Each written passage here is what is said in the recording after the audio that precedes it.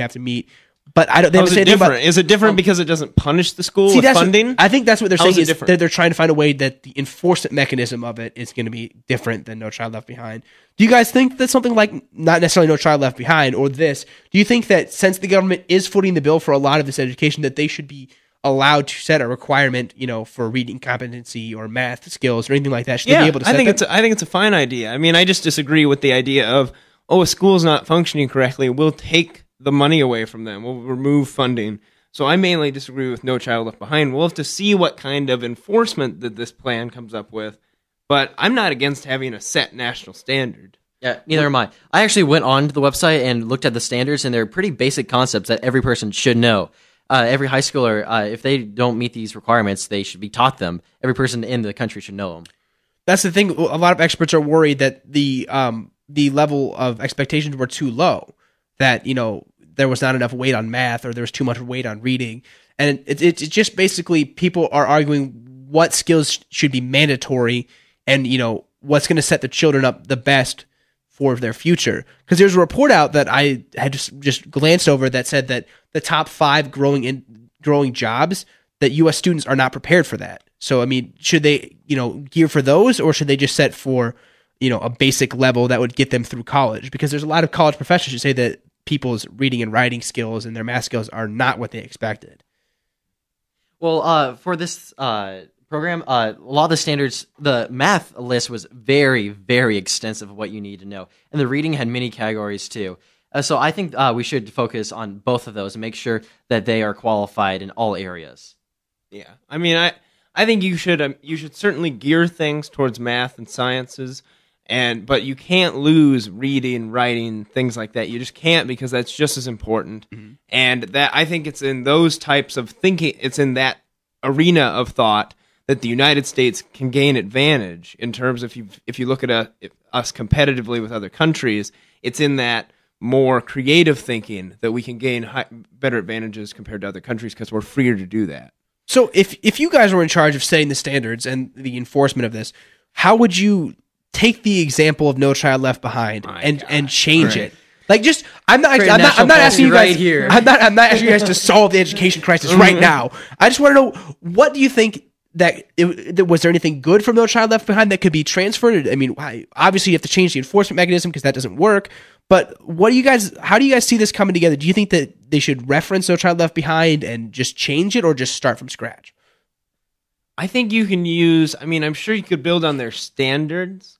And of course, the most widely publicized aspect of No Child Left Behind is that it removes funding and punishes schools for doing poorly. And I honestly don't know the details of No Child Left Behind, so I'm sure there are good aspects to it. But you'd never hear about it. But I just don't. Yeah. It's never reported. So yeah, you just don't hear. So I suppose there are things that could be carried over. I just don't know what you would use to enforce the schools. See, that's where I run into problems, because if you start giving schools that are trailing and lagging behind other schools too much money, you're going to be cutting money from other schools that are doing decent, but you're also going to be encouraging bad test results in a way, because if your school scores low enough on the test, they're going to be getting more money. I mean, you really can't. You have to find the fair balance between rewarding and punishing a school, because that's a tough issue, and I just think that's what's going to be the sticking point of this, education reform. Well, an idea would be to use the Washington, D.C. model, because they have a brand new woman. I can't think of her name right off the top of my head here, but she's kind of an enforcer. She's very hardcore. She's gone in there. She's fired almost all of the principals that were in charge of D.C. schools, and she's just wiping the floor with all of these teachers, and she's really gone in there and started to just cut out bad teachers, do whatever she can legally do. And I think it would be interesting to use this set standard and things like that, and then get people to show up at the school and then address the situation, go around, talk to people, and then work with the school, because education is not something you just play around with. I mean, it's a very, very serious aspect of the future of the country. It is the future of the country. So I have no problem with the bureaucracy expanding in this area if it's going to mean sending people, as long as they're hard enough, that you got to send people that are actually there to change it and aren't going to get soft and be like, oh, this person needs their job, blah, blah, blah. If they're a bad teacher and there's a way to get rid of them, get rid of them. I mean, that's an issue because there's teachers unions, but Yeah. that's just my opinion. Based on really nothing. Yeah. Well, Take it. It's all right. Take it as you will. But we can all agree that something needs to be done because what was happening before No Child Left Behind wasn't working. No Child Left Behind is obviously not working. So we all agree that something needs to be done. And I think we need to just have a public forum on it. Like, I don't know how you would do it, but I think people with ideas. Town hall meeting. No, we will not do that. Why we not? need the people. There needs to be people that can come forward with their ideas, because I think at this point you should just get a huge list of ideas and have people who are experts go through the list and pick out the good and bad ideas.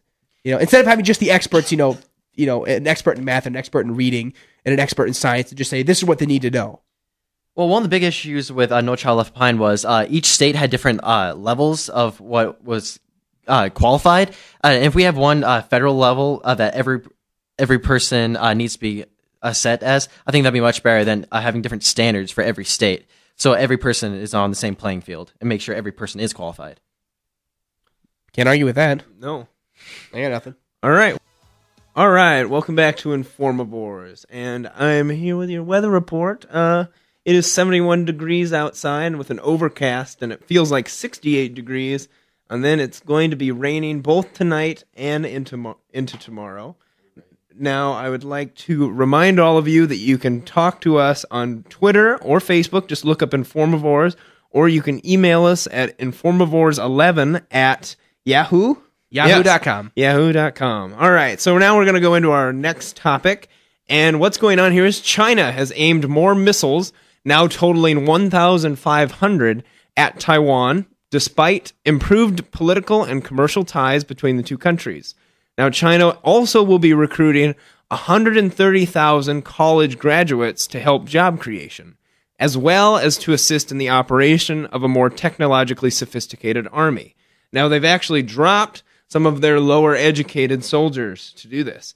Now, Taiwan feels this because this is two news stories. Taiwan is extremely worried about this because they thought, oh, everything's fine. Everything is going okay. And for those who don't know, Taiwan is separate from it depends who you ask, because this is the issue. China thinks Taiwan is a part of it, and then Taiwan disagrees and thinks it is its own independent country. Now, the first question is, well, because this is a colossal issue, but since we've already tackled national education and all these other things today, and we're very sorry because it was a slow news day, so we're just going after random things. Slow news week. This and the bailouts, we're just going to hit everything that broad, dramatic subjects we only kind of know about. And this big issue, though, is Taiwan, because the United States identifies it as a country, although we did allow it to be removed from the United Nations. We do identify it as a country and do happen to park our nuclear subs there, just as a symbol to the Chinese government. So with this buildup, okay, here's the finally I'm at the question. With this buildup, if China were to finally invade Taiwan, should the United States enter in Taiwan's defense? Why or why not? Colossal. That is tough. They are an ally. I mean, because it's not Israel. It's not a nation that. Man. Well, I guess Israel's enemies also don't identify it as a nation, but they at least address it. So, what do you think? I don't know. I'd probably say no, because we don't need to get into a war with China. Well, it'd get rid of the debt. Yeah, it would also crumble the economy. Yeah. Well, I know. You think there's a recession? Enjoy the depression after that. I don't know, man. That's tough. All right. Well, then this is a little bit easier to talk about. This is a little less. It's actually a bigger issue, but it's easier to talk about. Now, do you think that this is a symbol? Because what was your immediate reaction was, let's not get involved.